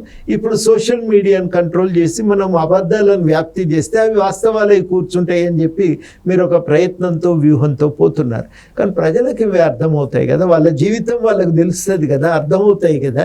ఫస్ట్కు జీతాలు రాలేదు, వాళ్ళకు తెలుసు ఇవి విషయాలు. వాళ్ళకు ఇంకా చాలా విషయాలు అర్థమవుతుంది కదా. తమ పిల్లలు చదువుకోవటానికి ఖర్చులు పెరిగిపోతున్నాయి, ప్రైవేటుకు పంపవలసి వస్తున్నది. భారతదేశంలో ఎక్కడా లేని విధంగా విద్య మీద ఎక్కువ ఖర్చు పెడుతున్న రాష్ట్రాలలో తెలంగాణ రాష్ట్రం ఒకటి. ప్రజల మీద ఇంతగా భారం మోయవలసి వస్తున్నది. వైద్యం ఖర్చులు బాగా పెరుగుతున్నాయి. వ్యవసాయం నుంచి ఆదాయం తక్కువగా ఉన్న రాష్ట్రాల్లో తెలంగాణ ఒకటి. ఉపాధికి విషయానికి వస్తే కొద్దిపాటి గౌరవంగా వేతనం దొరికేటువంటి కొద్దిపాటి ఉద్యోగాలు మినహా మిగిలిన వాళ్ళ ఆదాయాలన్నీ కూడా తక్కువే ఉన్నాయనేది మనకు వివిధ అధ్యయనాలు తేల్చి చెప్పినాయి. ఇవన్నీ ప్రభుత్వం లెక్కలే, మన సొంత లెక్కలేం కావు. ప్రతి దగ్గర కూడా మన దగ్గర ఆదాయం తక్కువే. పంజాబ్లో ఉన్నంత, హర్యానాలో ఉన్నంతగా, సిమ్లాలో ఉన్నంతగా, అరుణాచల్ ప్రదేశ్లో ఉన్నంతగా మన దగ్గర వ్యవసాయం నుంచి ఆదాయం లేదు. ఇవన్నీ సమస్యలు, వాస్తవాలు. ఇవన్నీ ఉపాధి కల్పన చేయలేని స్థితి. పిల్లలు ఆత్మహత్యలు చేసుకునే దిశగా నెట్టబడుతున్నారు. ఇన్ని వాస్తవాలను మనం మర్చిపోయి మేము బాగు చేసినాం, గణాంకాలను చూడండి, తలసరి ఆదాయం చూడండి అని లెక్కలు చెప్తే మిగతా దుర్భరమైన జీవితాన్ని మీరు దాచిపెడితే అది దాగుతుందానండి? ఇది ప్రభుత్వం బీఆర్ఎస్ పార్టీ చేస్తున్న పెద్ద తప్పు. దీని వల్ల వాస్తవాలు ఎవరికి అర్థం కాదని అనుకున్నారు. ఎన్ని రోజులు మీడియాను మీరు నియంత్రించండి, ఇప్పుడు సాధ్యం కాదు. వాస్తవాలు తెలుస్తున్నాయి. మీరు పొద్దున మాట్లాడితే సాయంత్రం వరకల్లా దానికి సమాధానం ప్రజల నుంచే వస్తున్నది.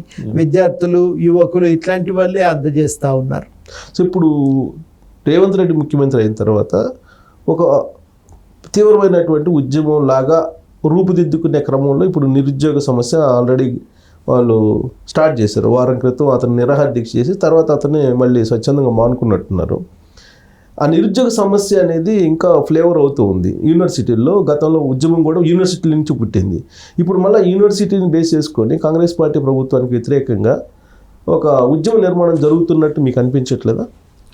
ఉన్నది, ఆందోళన ఉన్నది. ఉద్యమ నిర్మాణం అనే దానికంటే ఒక ఆందోళన, అలజడి అనేది ఉంది. చాలా 100కి 100 వాస్తవం.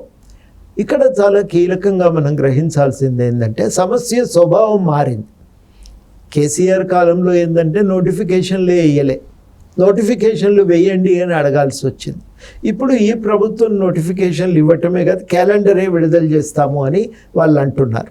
1 సంవత్సర పాలనకి ఏం ఉద్యోగాలు, ఎప్పుడు, ఏంది అనేది వాళ్ళు ప్రకటించబోతున్నారు అసెంబ్లీ సమావేశంలో. రెండవది ఏంటంటే అప్పుడు పరీక్షలు సరిగ్గా నిర్వహించలేకపోయారు. పేపర్ లీకేజీలు, ఏవో కోర్టు కేసులు, చిక్కులు చాలా తలెత్తినాయి. కాబట్టి ఏంటంటే పరీక్షలు సరిగ్గా నిర్వహణ జరగలేదు, న్యాయం జరగలేదు, ఫలితాలు వెంటనే రాలేదు. ఇప్పుడేమో పరీక్షలు వీళ్ళు బాగానే నిర్వహించగలుగుతున్నారు. కాకపోతే సమస్య ఎక్కడ వస్తున్నదంటే వాళ్ళు కొన్ని అంశాలపైన ఇది వాయిదా వేయండి, అక్కడ ఇంకా కొంత పోస్టులు పెంచండి, ఇట్లాంటివి రకరకాలైనటువంటి సూచనలు పిల్లల నుంచి వస్తున్నాయి. ఇగో గ్రూప్ 1కు మాకు 1:50 మీరు అవకాశం ఇస్తున్నారు, 100 చేయండి. ఇవి ఇస్తే మాకు ఇంకొంతమందికి అవకాశం దొరుకుతుందేమో అనేది యువకుల్లో ఒక కోరిక, ఆ ప్రయత్నం వాళ్ళు చేస్తున్నారు. కాబట్టి ఇప్పుడు ఈ స్వభావం వేరు. పరీక్షలు జరగట్లేదని కాదు, ఈ అరేంజ్మెంట్లో మార్పులు చేర్పుల కోసం వీళ్ళు అడుగుతున్నారు. ఈ మార్పులు చేర్పులు మేము అడిగిన విధంగా చేయలేకపోతున్నది అనేది వాళ్ళకు ఉన్నటువంటి విమర్శ. దానికి రకరకాలైనటువంటి పద్ధతుల్లో ఒక సమాధానాలు రావాల్సినటువంటి అవసరం ఉంది. కానీ తప్పకుండా లీగల్ చిక్కులు ఇవన్నింటిని దృష్టిలో పెట్టుకొని ప్రభుత్వం నిర్ణయం తీసుకోవాలి. తీసుకోవటానికి లేదు, ఆ స్వభావం వేరు, అది మనం ప్రధానంగా గ్రహించవలసిన అవసరం ఉంది. క్యాలెండర్ కూడా ఇస్తామంటున్నారు కాబట్టి సమస్య యొక్క స్వభావం వేరు రెండు. కాబట్టి తప్పకుండా వాళ్ళు లేవనెత్తుతున్న అంశాలపైన టీజీపీఎస్సీనో మరొక సంస్థనో దృష్టి పెట్టాలి, పరిష్కారం సూచించాలి. నాలాంటి వాళ్ళం కూడా దీన్ని ప్రభుత్వం దృష్టికి తీసుకువెళ్ళటానికి మేము కూడా ప్రయత్నం చేస్తున్నాం. వాళ్ళు కూడా చెప్తే వింటున్నారు, ఆలోచిస్తున్నారు. తప్పకుండా కొన్నింటికి పరిష్కారం దొరుకుతుంది. అన్నీ మనం అనుకున్నట్టుగా జరగకపోవచ్చు, కానీ కొన్నింటికైనా ఒక పరిష్కారం ప్రభుత్వం సూచించే అవకాశం అయితే ఉన్నది. ఇది ఒక భాగం. రెండవ భాగం ఏంటంటే నిరుద్యోగ సమస్యకి ఇంతకంటే విస్తృతమైన ఒక పరిష్కారాన్ని వెతకాలి. నైపుణ్యాభివృద్ధి అనేది మొట్టమొదటి అవసరం. దానికోసం కూడా ప్రభుత్వము మరి నైపుణ్యాభివృద్ధికి ఒక వ్యవస్థను ఏర్పాటు చేయాలని, యూనివర్సిటీ అంటారు, ఇన్స్టిట్యూట్ అంటారు, మొత్తానికి దాన్ని ఏర్పాటు చేయాలనేది అందరం అడుగుతున్నాం. దానికి ప్రభుత్వం కూడా సిద్ధపడుతున్నది. ఇది కూడా జరుగుతుంది. కానీ దానికంటే మూడవది కీలకమైంది ఏంటంటే ఆర్థిక అభివృద్ధి దశ దిశ అనేది రెండు మారాలి. అవి మారకుండా ఉపాధి కల్పన అనేది సాధ్యం కాదు. ఇవాళ విస్తృతమైన సేవారంగం మాత్రమే మన దగ్గర ఉద్యోగ అవకాశాలను కల్పిస్తున్నది. హోటళ్ళు, రియల్ ఎస్టేటు, ఇక్కడ ప్రధానంగా ఏముంటుందంటే ఎంతసేపు డెలివరీ బాయ్స్, వీళ్ళే మనకు ట్యాక్సీ డ్రైవర్లు, వీళ్ళు ప్రధానంగా మనకు కనబడతా ఉన్నారు. అంతకంటే కూడా మౌలికంగా పారిశ్రామిక రంగంలో ఉపాధి ఉండాలి. వ్యవసాయం నుంచి ఆదాయ భద్రత పెరగాలి. దానికి వ్యవసాయంలో వ్యవసాయ ఉత్పత్తితో పాటు ఉత్పత్తుల యొక్క విలువను పెంచడానికి అవకాశాలు గ్రామ స్థాయిలో ఏర్పడాలి. ఇవి నా దృష్టిలో కీలకమైనవి. రాబోయే రోజుల్లో ఆ దిశలో ఆర్థిక విధానాల రూపకల్పన ప్రయత్నం జరగాలి. మేము ఆ విషయాల మీద కూడా తప్పకుండా దృష్టి పెడతాం. అట్లాగని ఇవాళ విద్యార్థులు పోటీ పరీక్షల విషయంలో ఎదుర్కొంటున్నటువంటి సమస్యలను విస్మరించాలని కాదు, వాటిపైన దృష్టి పెట్టాలి, వాటికి ఒక పరిష్కారాన్ని చూపించాలి. ఆ ప్రయత్నాలు జరగవలసినటువంటి అవసరం ఉంది. కొంత పురోగతి ఉంది, కొంత ఇంకా జరగవలసింది ఉంది. మొత్తం మీదనైతే నిరుద్యోగ సమస్య ఈ 6 నెలల్లో పరిష్కారం అవుతుందని ఎవరం అనుకోలేదు. కానీ పరిష్కారం దిశగా ఒక అడుగులు పడుతుంటే మొత్తంగా నిరుద్యోగ రేటు తగ్గిన రోజు మనం ఇంకా లక్ష్యం చేరుకున్నట్టు. ప్రయాణం అటు జరుగుతున్నదా లేదా అనేదే మనం ప్రధానంగా దృష్టి పెట్టాలి, చూడాలి, అర్థం చేసుకోవాలి. ఇది నేను ప్రధానంగా చెప్పదలుచుకున్న విషయం. ఇంకోటి సార్, నిరుద్యోగుల విషయంలో ఇప్పుడు జరుగుతున్నటువంటి ఉద్యమం వెనక కొన్ని స్లీపర్ సెల్స్ ఉన్నాయి, వాటిని బీఆర్ఎస్ వాళ్ళు మానిటర్ చేస్తున్నారు అనేది కాంగ్రెస్లో ఉండేటువంటి కొంతమంది చేస్తున్నటువంటి ఒక ఆరోపణ. అది నిజమా? దాంట్లో ఏమన్నా ఉందా? అంటే నేను ప్రధానంగా నా ఆలోచన అయితే అట్లా మనం ఉంటే దాన్ని ఎట్లా ఎదుర్కోవాలనేది కూడా ప్రభుత్వం ఆలోచించాలి. దానికంటే ముందు ఏంటంటే ఎక్కడో ఒక అవసరం అనిపించినప్పుడు పిల్లలు కదులుతుంటారు. ఆ అవసరం ఏంటిదనే దాన్ని మనం అడ్రస్ చేయాలి. దాని మీద దృష్టి పెడితే ఉపయోగం. మిగతావన్నీ తర్వాత ఆలోచించవలసిన విషయాలు. ఏది వాళ్ళని ప్రేరేపించడానికి ఉపయోగపడుతున్నది, ఆ ప్రేరేపితులు ఎందుకు అవుతున్నారు అనేది మనం కీలకం. దాని మీద దృష్టి పెట్టి మనం ఆలోచించాలని నేను అనుకుంటాను. సార్, తాజాగా 2 రాష్ట్రాల ముఖ్యమంత్రులు భేటీ అయ్యారు. సో అది బైఫర్కేషన్ యాక్ట్లో ఉండేటువంటి ఆ షెడ్యూల్లో ఉండేటువంటి అంశాలకు సంబంధించి ఏదో ఒక రూట్ మ్యాప్ తయారు చేసినట్టున్నారు. అది పురోగతి చెందిందని అనిపిస్తుందా? పురోగతి దిశగా వెళ్తుంది అని అంటే మనం మాట్లాడుకొని పరిష్కరించుకుందాం. దానికోసం ఒక రోడ్ మ్యాప్ తయారు చేసుకున్నారు. చాలు నా దృష్టిలో. ఫస్ట్ మీటింగ్లోనే అన్నీ అవుతాయి అనుకోలేదు. నేను అనుకున్నది కూడా రోడ్ మ్యాప్తో బయటికి వాళ్ళు నిర్ణయించుకోగలిగితే చాలు. అప్పుడు ఆఫీసర్ స్థాయిలో ఎన్ని పరిష్కారం చేసుకోగలిగితే పరిష్కరించుకుంటారు. మిగిలినవన్నీ మంత్రుల స్థాయిలో. అక్కడ కూడా కాకపోతే మళ్ళీ ముఖ్యమంత్రులు కలుస్తారు. అక్కడ కూడా కుదరకపోతే కేంద్రం యొక్క మధ్యవర్తిత్వాన్ని అడుగుతామని చెప్పి అనుకున్నారు. బాగుంది, ఈ రోడ్ మ్యాప్ బాగుంది. ప్రయత్నము కాలపరిమితి పెట్టుకోవాలని కూడా నిర్ణయించుకొని 2-3 నెలల్లోనే ఇవన్నీ వీలైనంత వరకు పరిష్కారం చేయాలని అనుకోవటం. నాకు ఉన్న అంచనా అయితే చాలా వరకు అధికారుల స్థాయిలో పరిష్కారం అవుతాయి. మిగిలిన కొన్ని మంత్రుల స్థాయిలో పరిష్కారం అయ్యే అవకాశం ఉంది. ఏవో ఒకటో రెండో చిక్కు సమస్యలు, ఆ తర్వాత మళ్ళీ ముఖ్యమంత్రులు కూర్చోవటమో కేంద్రం మధ్యవర్తిత్వాన్ని కోరవలసిన పరిస్థితి రావచ్చని నేను అనుకుంటున్నాను. కానీ ఇదే సందర్భంలో బీఆర్ఎస్ పార్టీ వాళ్ళు ప్రత్యేకించి హరీష్ రావు ఒక డిమాండ్ చేశారు. ఏదైతే 6 మండలాలు కలిపారో ఆంధ్రప్రదేశ్లో, వాటిని తిరిగి మళ్ళా తెలంగాణలో కల్పించాలి రేవంత్ రెడ్డి అని. ఆ రోజు బీఆర్ఎస్ గట్టిగా ఉంటే పరిణామాలు ఇంకో రకంగా ఉండేవి. ఇవాళ మా అన్ని ప్రతిదీ ఏదో అక్కస్తో మాట్లాడుతున్నాం అనిపిస్తుందని నేను అంటలేని వివరాల జోలికి పోవటం లేదు. కానీ ఆ రోజు మీరు జాగ్రత్త పడి ఉంటే పరిణామాలు ఇంకో రకంగా ఉండేవి. ఢిల్లీ వెళ్ళి కూర్చొని ఇది పద్ధతి కాదు, మాతో కూడా మాట్లాడాలి, మా అభిప్రాయాలు కూడా తీసుకోవాలని వీళ్ళు పట్టుబట్టి ఉంటే కేంద్రం ఇంకొంత జాగ్రత్త పడేది. అప్పుడు పరిష్కారం కూడా ఏదో ఒకటి దొరికే అవకాశం ఉంటాయి. కానీ అప్పుడు వీళ్ళు దృష్టి పెట్టలేదు. ఇవాళ వచ్చి మాట్లాడతానంటే కుదరదు. ఇప్పటికైనా మీరు జాగ్రత్త పడండి.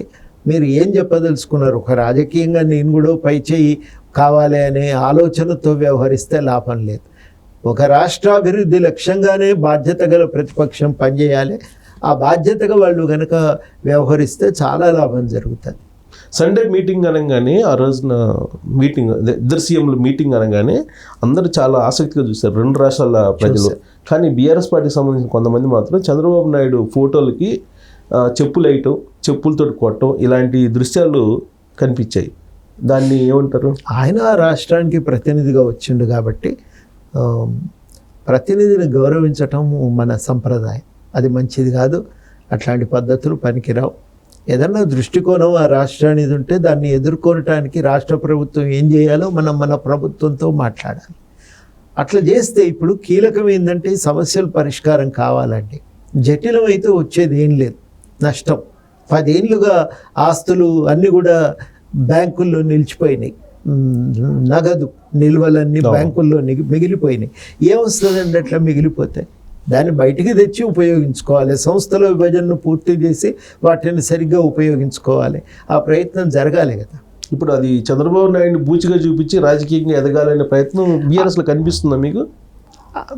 ధోరణి అట్లా ఉండకూడదని నేను స్పష్టంగా చెప్పదలిచింది. ఎవరైనా కావచ్చు కాక, నేను ఒట్టి బీఆర్ఎస్ని ఎత్తి చూపటం కాదు. కానీ బీఆర్ఎస్ ఒక ప్రతిపక్ష పార్టీగా వాళ్ళ మీద ఒక బాధ్యత ఉంది.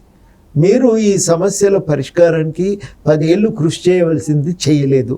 ఇప్పటికైనా జరుగుతున్నప్పుడు తెలంగాణ పట్ల బాధ్యతగా మీరు వ్యవహరించాలి. మీరు పరిష్కారానికి సూచనలు చేయండి. ఎట్లా చేస్తే బాగుంటుందో చెప్పండి. అమలు కానప్పుడు మీరు ఏం చేయాలి అప్పుడు ఆలోచించండి. రాజకీయంగా ఎట్లా చేయాలనేది ఆలోచించండి. ఆ బాధ్యతను నువ్వు వదిలిపెడితే మంచిది కాదు. అది రాష్ట్రానికి మంచిది కాదు. రేపు నువ్వు అధికారంలోకి ఎప్పుడో ఒకప్పుడు వచ్చే అవకాశం అయితే ఉంటుంది నీకు కూడా. కానీ నువ్వు చెడగొట్టిపోతే నీకు వచ్చే లాభమేం లేదు. రాష్ట్రాన్ని బాగు చేసిన ఖ్యాతి సంపాదించుకుంటే రాజకీయంగా లాభం.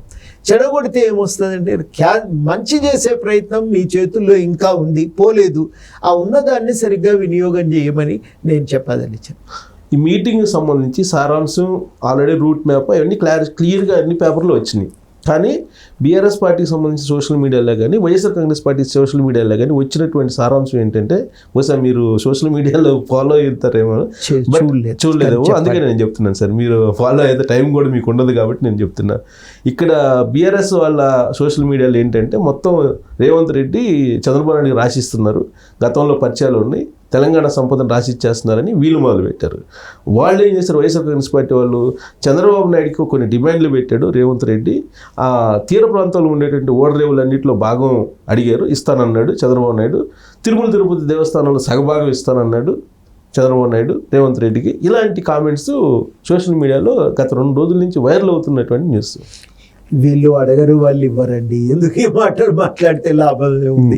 ఏదైనా రాష్ట్రం ఇంకో రాష్ట్రంలో భూభాగాన్ని అడుగుతుందా? ఆ తీర ప్రాంతంలో వాటా అడుగుతుందా? తిరుపతి దేవస్థానంలో ఒక భాగం ఇవ్వమని అంటదా? అనటం సాధ్యం కాదు. మా ప్రయాణికులు, మా భక్తులు చాలామంది వస్తారు కాబట్టి బోర్డులో మా వాళ్ళని ఒకరిని పెట్టమని అడిగే అవకాశం మాకు కూడా అక్కడ భక్తులందరికీ ఇబ్బంది లేకుండా ఏర్పాట్లు చేసుకోవటానికి ఇంకో ఈ పాత్ర ఇవ్వండి అని అడగచ్చు. అది వేరే మాట. లేకపోతే మేము కూడా అక్కడ మా తీర ప్రాంతాన్ని ఎగుమతి చేసుకోవటానికి ఆడమేమన్నా సౌకర్యాలు చేసుకోవటానికి అవకాశం ఉంటుందా అని అడిగితే అడగచ్చు. అవి ఏ ప్రభుత్వం అయినా అంత తలతోక లేకుండా వీళ్ళు డిమాండ్లు పెట్టారు, వాళ్ళు ఒప్పుకోరు. అదేదో వాళ్ళిద్దరు ప్రైవేట్ వ్యవహారం లాగా అటు సోషల్ మీడియాలో అది ప్రైవేట్ వ్యవహారం కాదు. ఆయన ఒక రాష్ట్రానికి ముఖ్యమంత్రిగా వచ్చిండు, ఈయన ఒక రాష్ట్రానికి ముఖ్యమంత్రిగా ఈయన సమావేశంలో పాల్గొన్నాడు. తమ ప్రజల పట్ల వాళ్ళకు జవాబు చెప్పవలసిన అవసరం ఉంది. అంత బాధ్యతారాహిత్యంగా ఎవరు వ్యవహరించడం అనేది కుదరదు. నాకు తెలిసి ఏకాంతంగా కూడా వాళ్ళిద్దరు మాట్లాడుకున్న పరిస్థితి లేదనుకుంటా. మొత్తం అందరూ ఉన్నారు కదా అక్కడ, అధికారులు ఉన్నారు, మిగతా మంత్రులు ఉన్నారు. కానీ గోను ప్రకాష్ రావు లాంటి వాళ్ళు కూడా ప్రత్యక్ష ప్రసారం పెట్టాలని ఒక డిమాండ్ చేశారు ఆయన. అది ఎట్లా సాధ్యమవుతుందండి? కాదది. ఎందుకు కాదు అని అంటే సాధ్యం కాదు. కొన్ని విషయాలు చర్చ జరిగేటప్పుడు రకరకాల వ్యాఖ్యలు చేస్తాం, అవి ఫైనల్ నిర్ణయాలు కావు.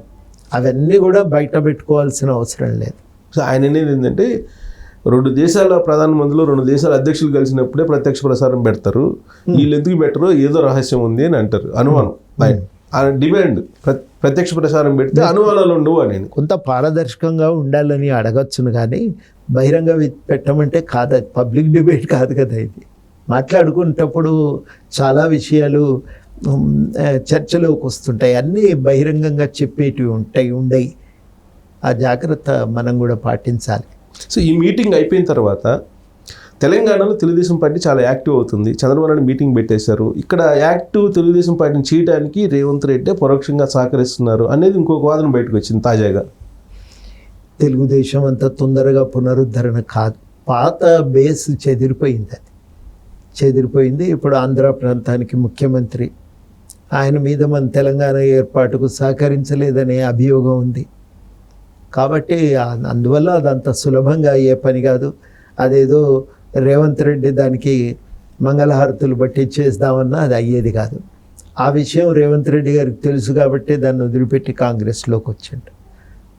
కాంగ్రెస్ ద్వారా తాను తన రాజకీయంగా పరపతిని పెంచుకోవటమే కాదు, కాంగ్రెస్ పార్టీని అధికారంలో తేవాలనేది కూడా ఇవాళ ఆయనకున్నటువంటి లక్ష్యం. ఆ లక్ష్య సాధన కోసం ఆయన పనిచేస్తున్నాడు. ఇక్కడ ప్రాంతంలో ముఖ్యమంత్రి అయిండు కాబట్టి తాను తన హోదాను కాపాడుకునే ప్రయత్నం కూడా చేస్తాడు వ్యక్తిగతంగా. ఇది మామూలుగా కామన్ సెన్స్ విషయం. కాబట్టి ఈ విషయాలను నేను అనుకోవటము, ఇంతకు మించి దాన్ని మనం విపరీతార్థాలు తీస్తే వచ్చే ప్రయోజనం కూడా ఏం లేదు. అంటే దీనికంటే ముందు రేవంత్ రెడ్డి ఒక సందర్భంలో ఒక వ్యాఖ్య చేశారు, తెలుగుదేశం పార్టీని చంపేయకపోతే కేసీఆర్, ఇవాళ కేసీఆర్ పార్టీ చచ్చిపోయేది కాదు, అది ఆ రోజున కేసీఆర్ చేసిన తప్పు తెలుగుదేశం పార్టీని లేకుండా చేయటం అనేది అనే ఒక వ్యాఖ్య చేశారు. దాని కంటిన్యూషన్లో ఈ కామెంట్లు వస్తున్నాయి. సరే, ఒకరు అనుకుంటే పోవటము, ఒకళ్ళ వ్యక్తి అనుకుంటే పైకి లేచి రావటము, ఏవి ఉదంతాలు అట్లా జరగవు. మనం ఏదో కనికట్టు మాయజాలం అనేది అంత స్టేజ్ మీద ఏదో జరుగుతుంటాయి, కానీ అది వ్యక్తిగతమైన ఘటనల విషయంలో జరుగుతాయి, కానీ వ్యవస్థలు సంస్థల విషయంలో అట్లాంటివి జరగవు. అది చరిత్ర క్రమం, సామాజిక పరిణామాలు, పరిస్థితులు అవన్నీ కూడా దోహదపడుతూ ఉంటాయి. 1983లో ఎన్టీ రామారావు గారు అద్భుతంగా 9 నెలల్లో ఎదిగి రాష్ట్రాన్ని శాసించే స్థాయికి చేరుకున్నాడంటే అప్పటి రాజకీయ సామాజిక పరిస్థితులు వేరు. ఇవాళ సాధ్యపడట్లేదు తెలంగాణలో అంటే ఇవాళ పరిస్థితులు వేరు. ఒక చరిత్ర పరిణామం నడిచి ఇక్కడి దాకా చేరుకున్నాం. అంటే ఆయన ఏ సెన్స్లో అన్నారంటే, అసెంబ్లీలో తెలుగుదేశం పార్టీని విలీనం చేసుకున్నారు కదా కేసీఆర్, ఆ తర్వాత తెలుగుదేశం పార్టీలో ఉండే లీడర్లందరినీ రకరకాలుగా ఆయన ప్రలోభ పెట్టి తీసుకున్నారు. దాంతో బలహీనపడింది కాంగ్రెస్ పార్టీ. ఇప్పుడు బీజేపీ వచ్చి బీఆర్ఎస్ పార్టీని మింగేయబోతుంది అనేది రేవంత్ రెడ్డి ఒక ఆలోచన, ఆ వ్యాఖ్య చేశారు ఆయన. నాకు అంటే వినలేదు, వింటే నేను ఇంకొంత విడమర్చి చెప్పే అవకాశం ఉండే. సో బీజేపీ బలపడే కొంది బీఆర్ఎస్కి తెలంగాణలో స్థానం ఉంటుందా సార్? ఒక రకంగా కొంత బీజేపీ ఎదుగుదలకు బీఆర్ఎస్ఏ పూనుకున్నది. అది బీఆర్ఎస్ చేసిన తప్పిదం. తనకు 2 బీఆర్ఎస్ చేసిన తప్పిదం ఏంటంటే, తెలంగాణ అస్తిత్వమే ఆ పార్టీ ఎదుగుదలకు మూల కారణం. తన మౌలిక సిద్ధాంతాలను ఏ పార్టీ వదులుకోదు. కానీ బీఆర్ఎస్ చేసిన పెద్ద తప్పిదం ఏంటంటే, తన మూల సిద్ధాంతాన్ని, తన పేరును వదులుకోవటమే వాళ్ళు చేసిన పెద్ద తప్పు. సో ఆ పార్టీకి మొదటి నుంచి మీరు చూస్తున్నారు కదా, మీరు కూడా అంటే పార్టీ ఫక్తు రాజకీయ పార్టీ అనడానికి ముందు మీరున్నారు, ఫక్తు రాజకీయ పార్టీ అని చెప్పి కేసీఆర్ అన్న తర్వాత మీరు అప్పటికే బయటకు వచ్చినట్టున్నారు. ఆల్మోస్ట్ దూరం జరిగారు మీరు. అంటే వాళ్ళు దూరం జరిపినారు కూడా. ఆ పార్టీకి ఏ ప్రాంతీయ పార్టీకి దేశంలో లేనన్ని ఆస్తులు, నిధి అంటే డబ్బు నిధి ఉన్నాయి అని చెప్పి ఆయనే చెప్పారు, స్వయంగా ఆయనే చెప్పి నేను దేశవ్యాప్తంగా విస్తరింపజేస్తాను ఆ పార్టీని అని చెప్పేసి అన్నారు. ఉదాహరణకి తీసుకుంటే కోకాపేటలో విలువైనటువంటి భూములు తీసుకున్నారు. వాటిని మళ్ళీ ఈ గవర్నమెంట్ రికవరీ చేసుకునే అవకాశం ఉందా? ఉంటుందండి. ఎందుకుంటే కేటాయింపు సరిగ్గా జరగకపోతే వెనక్కి తీసుకోవచ్చు కూడా. దానికి కావలసిన ధరను రాబట్టుకోలేదనుకుంటే, ఎందుకంటే సుప్రీంకోర్టు చాలా స్పష్టంగా చెప్పింది ప్రభుత్వ భూములను అట్లా విచ్చలవిడిగా పంచడానికి వీల్లేదని. అట్లా పంచినప్పుడు మార్కెట్ విలువను తీసుకోవాల్సి ఉంటుంది. ఆ మార్కెట్ విలువ ఇవ్వకపోతే తప్పనిసరిగా ప్రభుత్వం పునరాలోచన చేస్తుంది, మార్కెట్ విలువను రాబట్టుకునే ప్రయత్నం కూడా చేస్తుంది. అది చాలా అనివార్యంగా జరిగిపోతుంది. ఇంతట బదులు వాళ్ళే భూమి కొనుక్కుంటే అయిపోయేది, కొనుక్కొని ఆఫీసులు కట్టుకుంటే సరిపోయేది. దాని బదులుగా ప్రభుత్వం నుంచి ఇప్పించుకున్నారు. ఆ ఇప్పించుకున్నప్పుడు ఏం చేసినారో మరి ఆ పద్ధతులు పాటించినరా లేదా, సరి అయిన ధర రాబట్టుకున్నారా లేదా అనే విషయాలు అయితే అనుమానాస్పదంగా ఉంటాయి కదా. వాటిపైన తప్పకుండా తేల్చుకోవాల్సిన అవసరం అయితే ఉంది. సార్, ఇంకో కీలకమైన పాయింట్ ఏంటంటే, రీసెంట్గా నేను ఒక తెలంగాణ వీటిలో జర్నలిస్ట్ తోటి కూడా ఇంటర్వ్యూ చేసినప్పుడు టీఆర్ఎస్ పార్టీకి ఉన్నటువంటి ఆస్తులు కానీ సంపద కానీ ఏదైతే ఉందో అది తెలంగాణ సమాజానికి మొత్తానికి సంబంధించింది కాబట్టి ఆస్తి మొత్తం మాకు రావాలి అని చెప్పి ఆయన డిమాండ్ చేస్తారు. అట్లా ఆ లెక్కలో చూస్తే అన్ని ఆస్తులు, పార్టీలకు ఉన్న ఆస్తులు అన్నీ కూడా ఒక సమాజంలో ఒక బాధ్యత నిర్వర్తిస్తున్నందుకే వచ్చినవి. కాబట్టి ఒక సమాజ హితం కోరి ఆస్తులను ఉపయోగించుకోవాల్సి ఉంటుంది. చట్టపరంగా చూసినప్పుడు ప్రభుత్వం భూములు కేటాయింపులు చేసినప్పుడు కొన్ని పద్ధతులు పాటించాలి.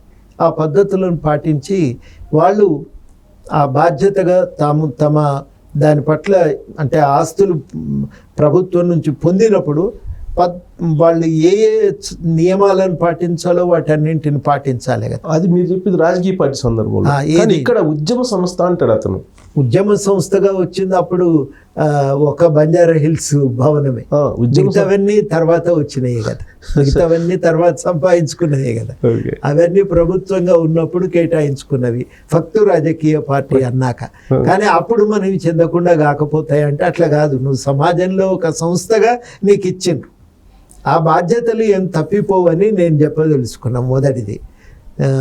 రెండవది ఏంటంటే చట్టపరంగా కూడా ఆస్తులు పొందటానికి ఒక పద్ధతి ఉంటుంది, ఆ పద్ధతులను కూడా పాటించాలి. పాటించకుండా అధికారంలో ఉన్నాం కదా అని అప్లికేషన్ పెట్టుకొని ప్రత్యేకంగా జీవో తెచ్చుకొని ఆ అప్లికేషన్లు అన్నింటికి వెంటనే అధికారులు స్పందించి భూములు కేటాయించటం ఇవన్నీ కూడా వేగంగా జరిగిపోయినాయి. అప్పుడు పద్ధతి పాటించకపోతే మరి తర్వాత కేసు అయితే రీఓపెన్ అవుతుంది కదా. సో ఫైనల్గా సార్, మీరు ఎమ్మెల్సీ అనేది జస్ట్ న్యాయపరంగా ఏదో కొద్దిగా హడ్డిల్స్ ఉన్నట్టుంది. అది క్లియరెన్స్ ఎప్పుడు అయ్యే ఛాన్సెస్ ఉన్నాయి? ఎప్పుడు వస్తుందో నాకు కూడా ఏం తెలియదండి, వాస్తవానికి తెలియదు. నేను అడగలేదు, పోయి దానికోసం పైరవి చేసింది లేదు. అది వచ్చినప్పుడు వస్తుంది అంతే. ఇది శ్రావణ్ ఈ మధ్య ఏదో కామెంట్ చేశారు, ప్రొఫెసర్ గారు అంటే నాకు చాలా గౌరవం, ఆయన స్వచ్ఛందంగా అసలు వెనక్కి తప్పుకోవాలి, అటు కాదు అది ఆయన నైతికంగా ఆలోచించి వెనక్కి తప్పుకోవాలి అని అంటాడు ఆయన. నేను ఇచ్చేది కాదు, ఇవ్వగలిగే అర్హత శక్తి నాకు లేవు కాబట్టి అది అంతకుమించి నేనేం చెప్పదలుచుకోవాలి. ప్రస్తుతం గవర్నర్ కోర్టులో ఉన్నట్టు అనేది ప్రస్తుతానికి గవర్నర్ రాజ్భవన్లో ఉంది ఫైలు. ఆ నిర్ణయాలను ప్రభావితం చేయటము నా వల్ల కాదు. ఆ నిర్ణయాల వల్ల మార్చి శ్రవణ్ పేరు మీద దఖలు పరచడం కూడా అయ్యే పని కాదు. అది రాయవలసిన వాళ్ళకి రాస్తే ఉపయోగంగా ఉండేది.